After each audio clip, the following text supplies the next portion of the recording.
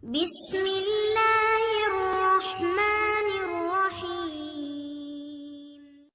Hari ini saya akan, selain dibagikan manis-manisan, biasanya juga dibacakan tentang hadis-hadis yang berkenaan dengan keutamaan Sayyidah Fatimah salamullahi alaiha. Jadi hari ini saya akan membacakan hadis-hadis saja.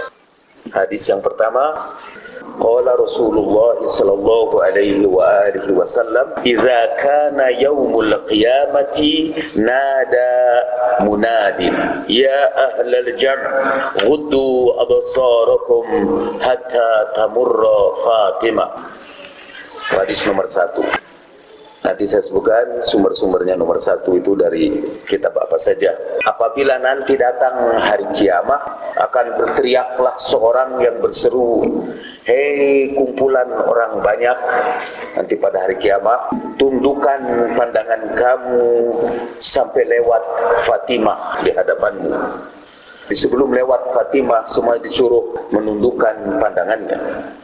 Qala Rasulullah sallallahu alaihi wa alihi, hadis nomor 2.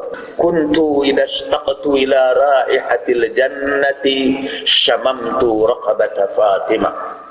Aku kalau merindukan wewangian surga, aku mencium leher Fatimah.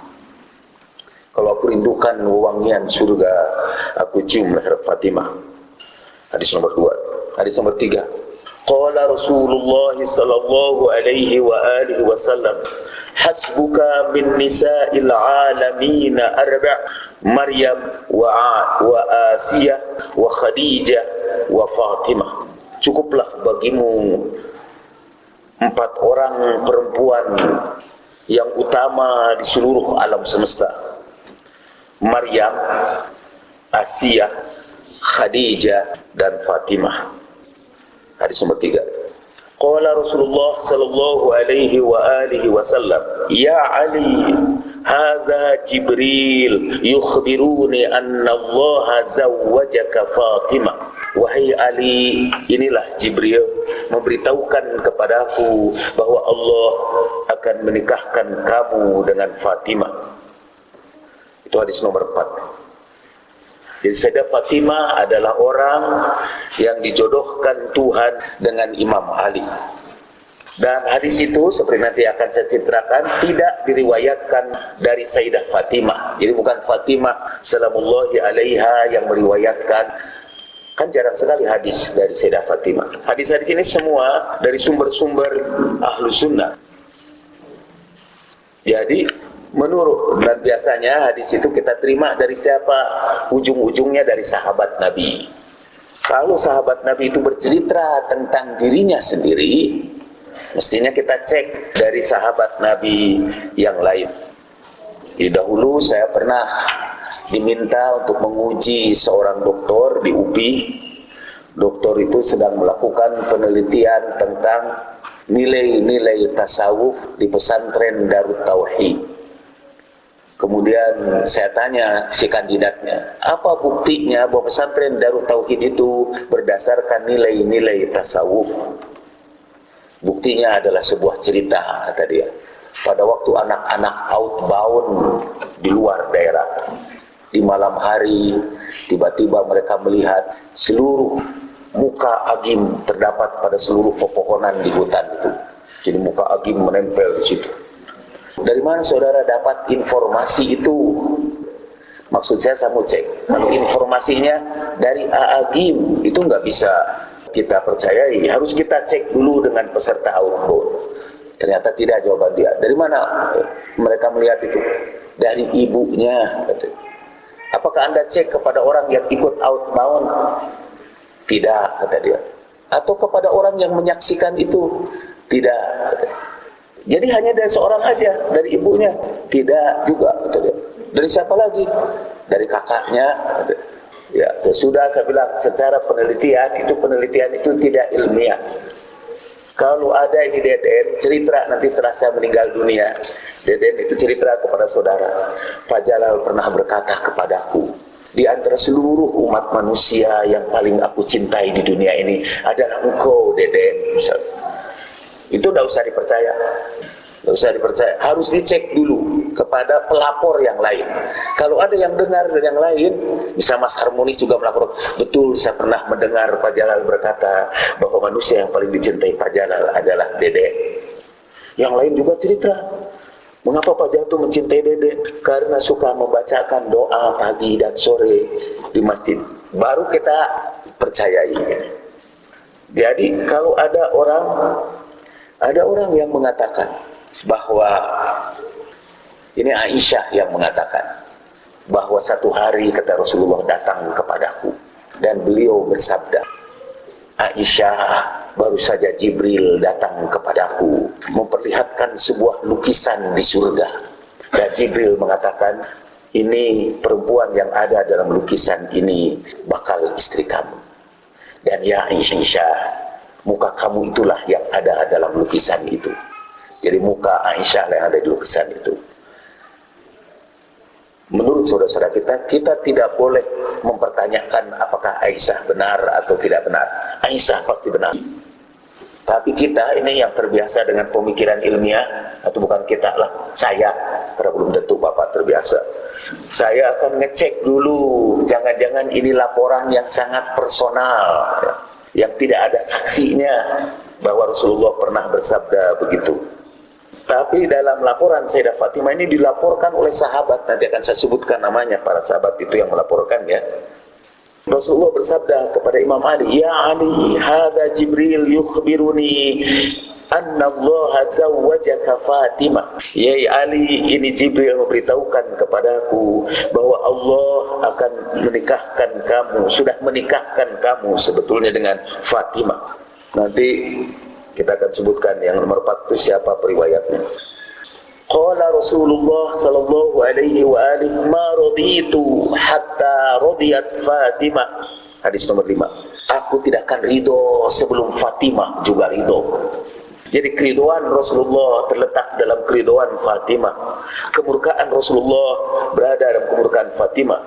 Dan itu hadis yang terkenal, diriwayatkan dalam Bukhari dan Muslim. Didengar oleh banyak sahabat. Sampai Sayyidah Fatimah pernah meminta semua sahabat bersaksi.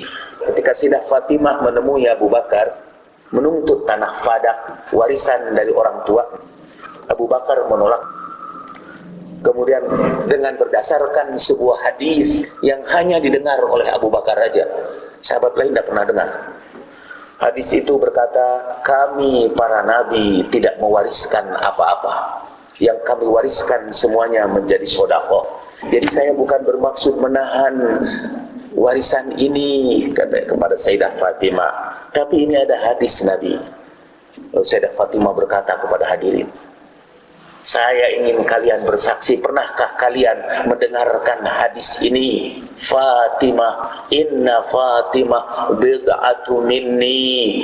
Sesungguhnya Fatimah itu belahan nyawaku. Siapa yang menyakiti Fatimah, dia menyakiti aku. Siapa yang membuat Fatimah ridho, dia membuat ridho aku. Dan siapa yang membuat Fatimah murka, dia membuat aku murka juga kepadanya, kata Rasulullah sallallahu alaihi wasallam. Dan semua bersaksi.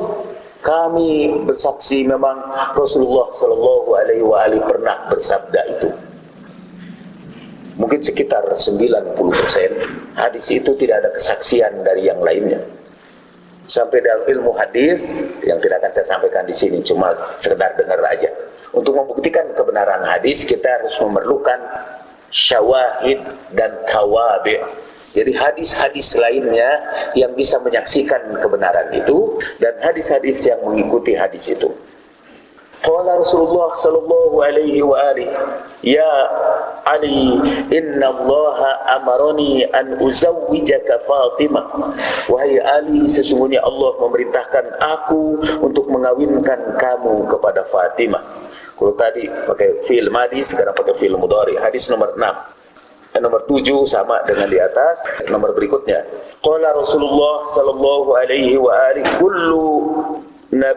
kullu bani ummin yantamuna ila usbah illa wulda Fatimah. Hadis nomor 8. Yang sejenis dengan itu ialah hadis kullu bani untha isbatuhum li abihim ma qala wulda Fatimah. Setiap anak seorang ibu dinisbahkan kepada kabilahnya, biasa dinisbahkan kepada bapak, li abihim. Seluruh anak perempuan dari satu kabilah nisbahkan kepada bapak, ma khala wulda Fatimah, kecuali anak Fatimah. Maksudnya sampai sekarang kecuali di kalangan orang Yahudi. Di kalangan orang Yahudi keturunan itu dinisbahkan kepada ibunya. Pada masyarakat Minang kalau tidak salah juga keluarga itu dinisbahkan kepada ibunya, sehingga disebut keluarga seperti itu keluarga matriarkat. Orang-orang Padang begitu. Tapi di umumnya di dunia nama anak itu dinisbahkan kepada bapaknya, tidak kepada ibunya. Jadi anak-anak Miftah itu namanya punya nama rahmat, nama keluarga. Jadi Muhammad Al-Syadi Rahmat, Ali Sajad Ali Rahmat. Tapi anaknya Feli, karena dia anak perempuan, dan bapaknya bukan anak saya, dinisbahkan kepada Abdullah, karena bapaknya Abdullah, nama keluarganya, dan bukan Rahmat. Jadi semua kabilah biasa dinisbahkan kepada bapaknya, kecuali anak-anak Fatimah, dia dinisbahkan kepada ibunya. Kecuali anak-anak Fatimah salamullahi alaiha.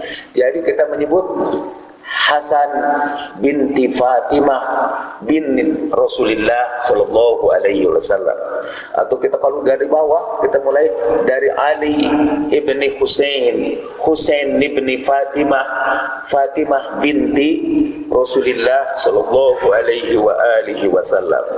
Jadi semua keluarga dinisbahkan kepada bapaknya kecuali anak-anak Fatimah. Dan saya kira juga anak-anak Fatimah salamullahi alaiha yang itu aja, keturunan Sayyidah Fatimah selanjutnya dinisbahkan kepada bapaknya lagi. Saya tidak tahu kenapa, tapi sesudahnya tidak dinisbahkan, walaupun mereka tetap mengaku sebagai para putra Sayyidah Fatimah. Itu hadis nomor 9 ya. Qala Rasulullah sallallahu alaihi wa alihi, ahabbu ahli ilayya Fatimah. Orang keluargaku yang paling aku cintai adalah Fatimah. Itu hadis nomor 10. Nanti kita akan sebutkan siapa yang meriwayatkannya. Tapi yang jelas bukan Sayyidah Fatimah yang meriwayatkan bahwa saya adalah orang yang paling dicintai Rasulullah sallallahu alaihi wa alihi. Tapi ada seorang sahabat lain, atau saya sebutkan aja khusus untuk ini sahabat itu ya. Enggak juga disebutkan. Ini disebutkan kitabnya dari kitab Dakhairul Uqba fi Manaqib Dawil Qurba, tulis oleh Muhibbuddin Tobari, Muassasah Al-Wafa, Beirut. Saya pernah membagi-bagikan buku kecil itu Dakhairul Uqba dengan terjemahannya dalam bahasa Indonesia. Yang saya bagi antara lain pesantren di sana. Jadi buku itu ditulis oleh Ahlu Sunnah. Nanti saya cek di Dakhairul Uqba. Jadi keluargaku yang paling aku cintai adalah Fatimah. Ada riwayat yang lain. Karena ada seorang lelaki datang menemui Nabi sallallahu alaihi wasallam dan bertanya, "Ya Rasulullah, siapakah perempuan yang paling kau cintai?" Dan Rasulullah berkata, "Aisyah." "Siapakah lelaki yang paling kau cintai?" Dan Rasulullah menjawab, "Abuha," bapak Aisyah. Bapak Aisyah yaitu Abu Bakar. Hadis ini hanya diriwayatkan oleh Aisyah. Itu sebagai tandingan. Tapi alhamdulillah yang populer sampai sekarang ialah bahwa Aisyah adalah istri Nabi yang paling dicintainya. Perempuan yang paling dicintai itu adalah Aisyah. Ada buku bisa dibeli sekarang toko-toko buku namanya The True Beauty, kecantikan yang sejati. Dan buku itu bercerita tentang Aisyah sebagai istri Nabi yang paling dicintai Nabi sallallahu alaihi wasallam. Dan saya lihat di cover belakangnya, jadi cover belakangnya, kalau buku itu cover belakang sebelah sini, memang ada perempuan-perempuan cantik dipajang di situ. Antara lain Marissa Haque di situ. Dan Marissa Haque mengatakan tentang keluar biasaan Aisyah. Mungkin kenapa dipasang yang cantik-cantik, karena Aisyah katanya adalah istri Nabi yang paling cantik. Kita tidak akan masuk dalam perdebatan ini karena khawatir para pecinta Aisyah tersinggung. Jadi kita lanjutkan hadis nomor 11. Nomor 11 sudah kita sebut tadi, sama jenisnya. Khairun nisa'il alamin arba', Maryam wa Asiyah wa Khadijah wa Fatimah. Hadis nomor 13. Rasulullah sallallahu alaihi wasallam bersabda, "Idza ishtaqtu ila thimaril jannah qabbaltu Fatimah." Apabila aku merindukan kepada buah surga, aku mencium Fatimah.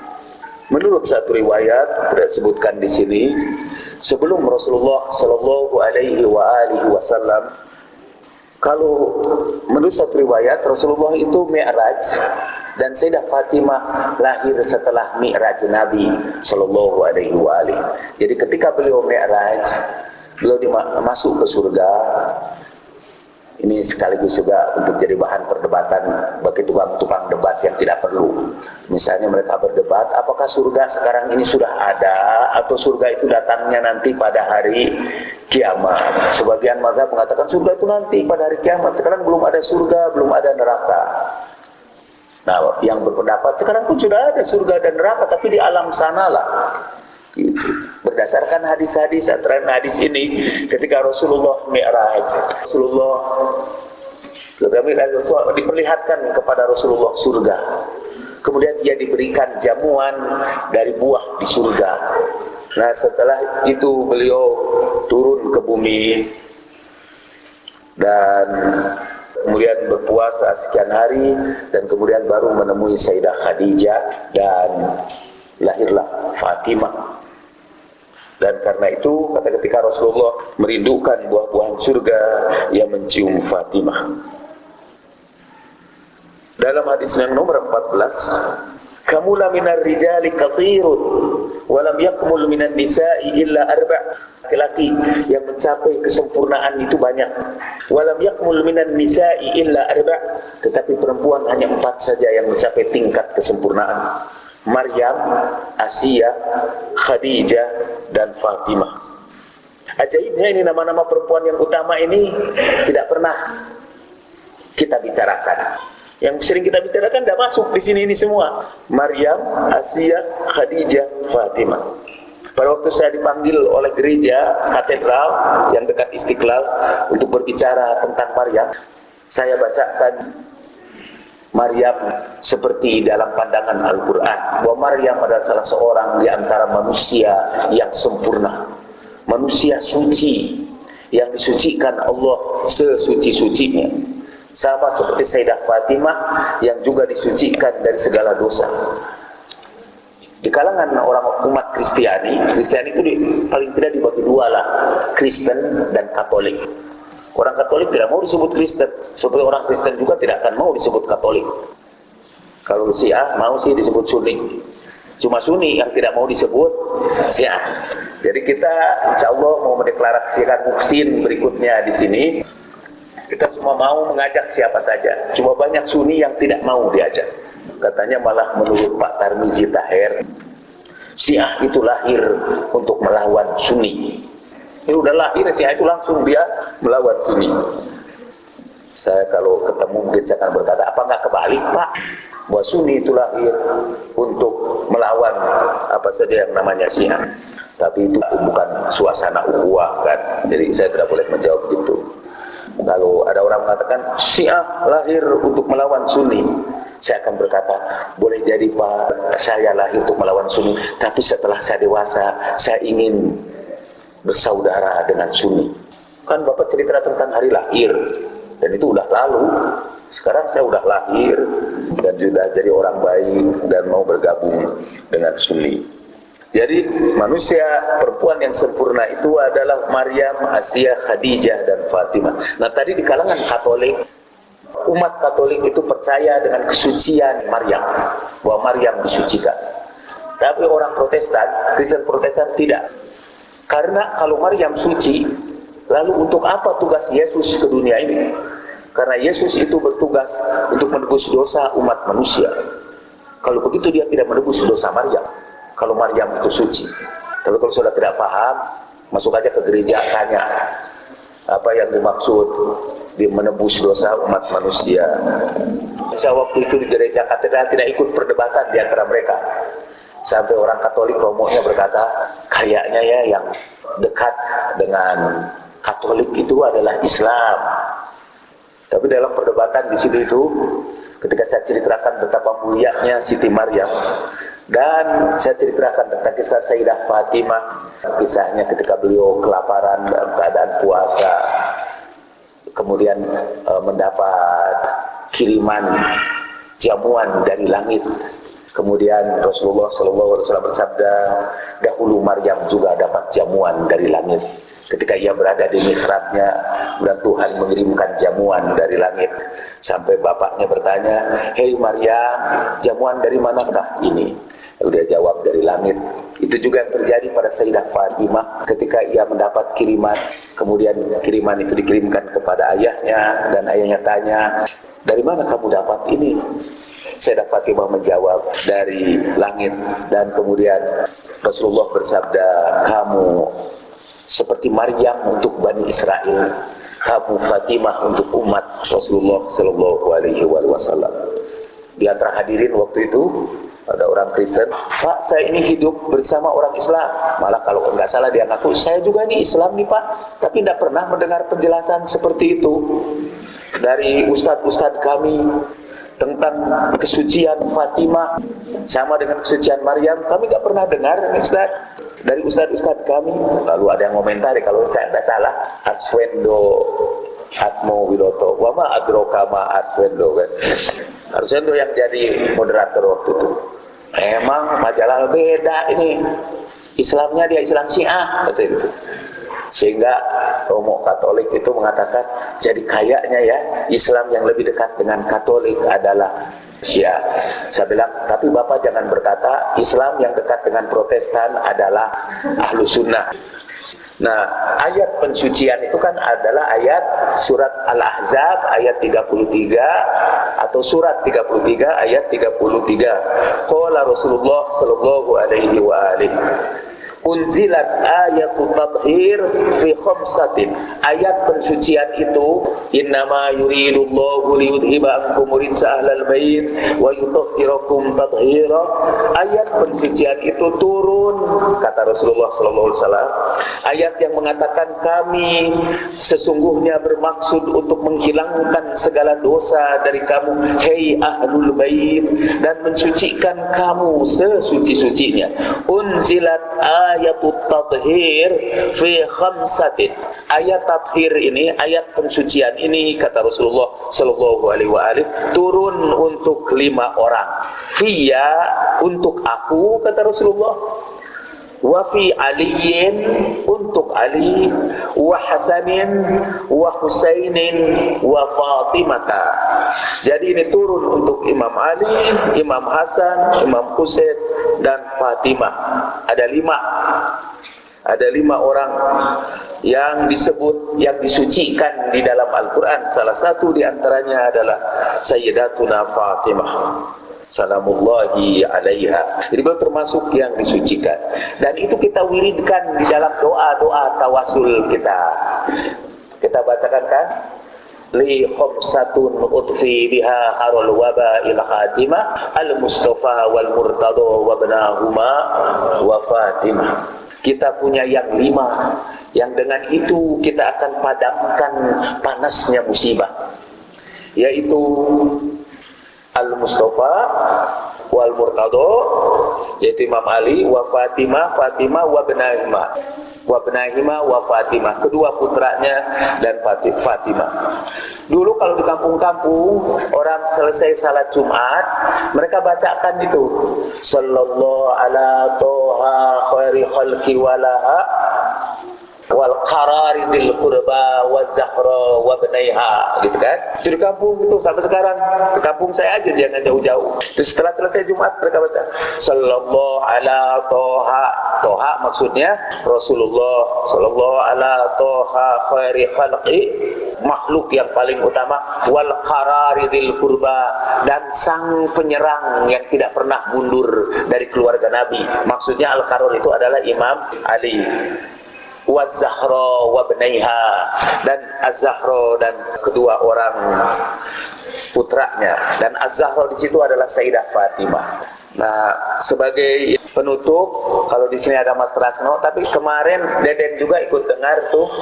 Jadi pernah di televisi apa, Den? Di televisi apa ada acara perempuan yang usianya 140 tahun, trans 7. Acara hitam putih ya. Pewawancaranya itu siapa kan? Deddy Corbuzier ya. Jadi datang tuh, ada banyak yang menyaksikan. Saya tidak sempat menyaksikan itu. Tapi ada acara itu, si ibu usianya 140 tahun. Yang nonton aja cerita, karena saya dengar dari cerita yang lain ini. Ceritanya ada seorang ibu usia 140 tahun, tapi si ibu itu masih sehat. Bayangkan 140 tahun. Dia hidup, mulai dia lahir pada abad ke-19, terus hidup besar pada abad 20, dan meninggal dunia pada abad 21. Bayangkan, usianya 140 tahun. Kan abad 21 baru tahun 11. Jadi dia pasti lahirnya kira-kira 29 tahun. Dia lahir 29 tahun.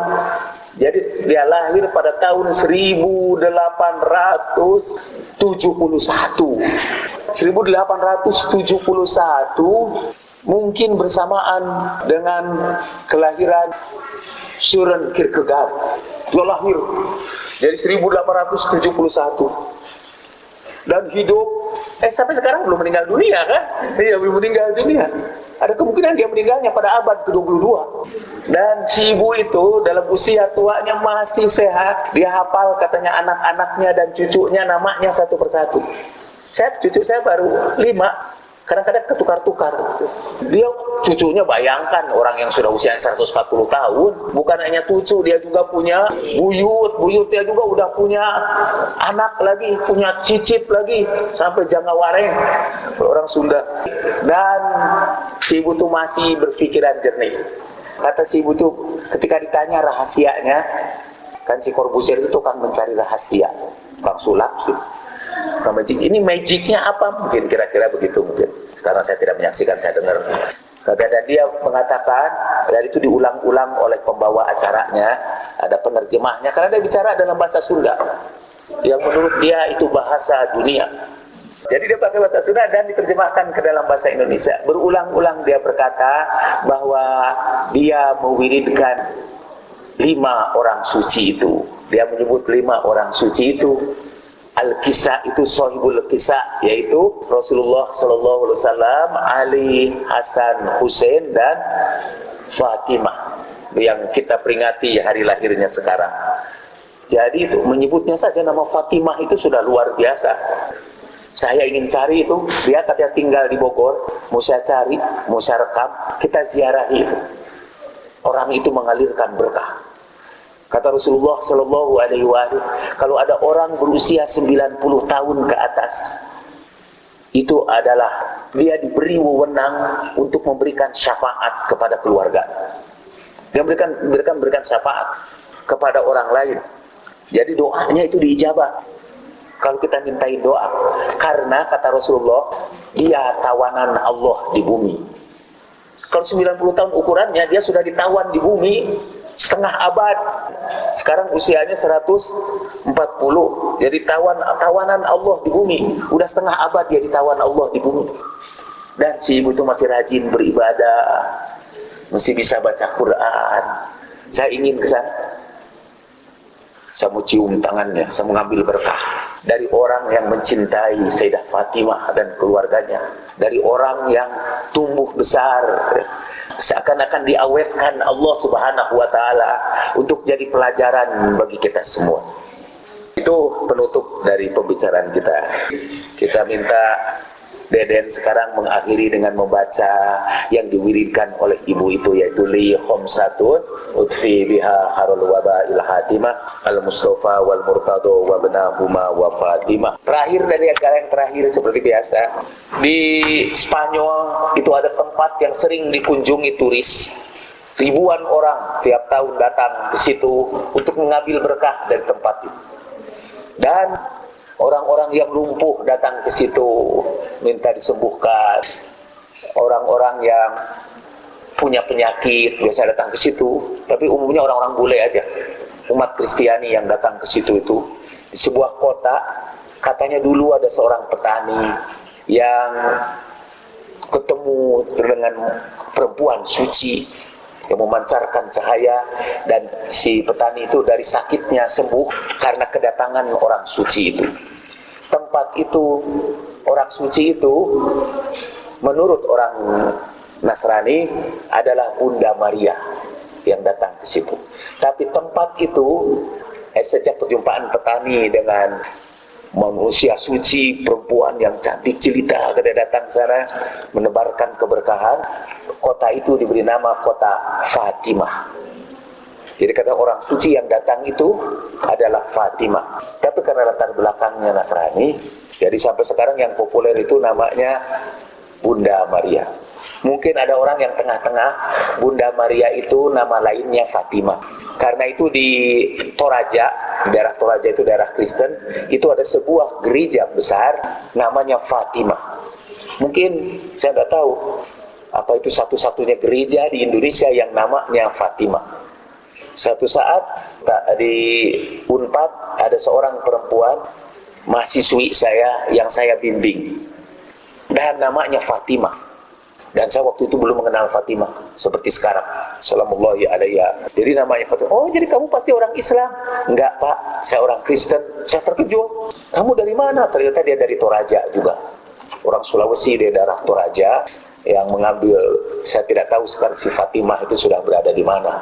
Tapi dia memang punya gereja yang namanya Gereja Fatimah. Jadi emang Fatimah dengan Bunda Maria. Dan kalau saya tanya, apa ada masjid yang namanya Maryam? Ada pasti. Ada. Apa ada orang Islam yang namanya Maryam? Apa ada orang Kristen yang namanya Fatimah? Ada, itu tadi sudah saya buktikan. Malah di Spanyol banyak sekali anak-anak perempuan Spanyol yang namanya Fatimah. Walaupun tidak pakai hak, mereka namanya Fatimah. Ketika Bung Karno terakhir benar-benar terakhir ini, Bung Karno berkunjung ke Bengkulu, kan, dia ditawan di situ, dia menikah dengan seorang perempuan yang namanya Fatimah. Saya pernah datang ke keluarga Fatimah di Bengkulu itu, yang di situ ada gambar Bung Karno dengan Fatimah. Saya datang ke situ, dan ternyata itu rumah yang sekarang ini dihuni oleh pemimpin acara tabut yang menyelenggarakan peringatan Asyura setiap tahun di kota Bengkulu. Ketika Bung Karno berkuasa, kemudian jadi presiden, istrinya dijawakan. Dari kata Fatimah itu kemudian dia ganti menjadi Fatmawati, dan jadilah Fatmawati sampai sekarang. Sebetulnya harusnya Fatimahwati. Saya ingin beritahukan kepada Bung Karno karena bahwa Fatimah itu udah perempuan, tidak usah dipakai Wati lagi. Nanti ada Fatimah Wati selain Fatimah Wati. Tapi sayangnya Bung Karno tidak bisa saya nasihati karena beliau sudah meninggal dunia. Jadi marilah kita akhiri dengan membaca sholawat li khomsatun.